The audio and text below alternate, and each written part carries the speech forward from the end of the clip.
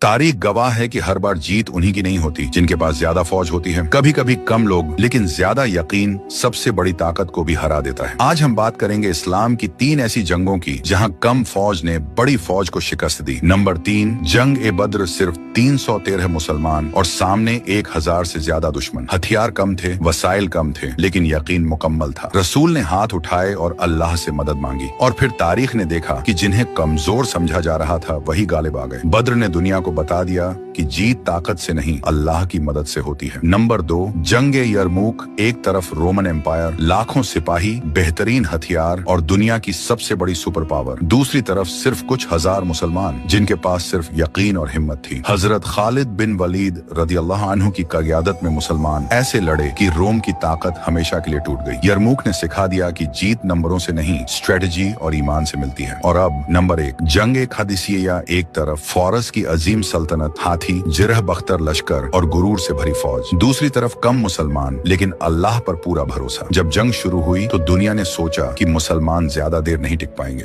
लेकिन कुछ ही दिनों में कसरा की सदियों पुरानी ताकत जमीन पर आ गिरी। क़ादिसिया ने साबित कर दिया कि जब अल्लाह साथ हो तो कम होना कमजोरी नहीं होता। ये जंगें सिर्फ तारीख नहीं बल्कि हमारे लिए एक सबक है। अगर यकीन मजबूत हो तो कमजोर भी ताकतवर बन जाता है। अगर ये कहानी आपके दिल को छू गई हो तो वीडियो को लाइक करें, कमेंट में लिखें यकीन और फॉलो करें, क्योंकि इस्लाम की तारीख सिर्फ पढ़ने के लिए नहीं, जीने के लिए है।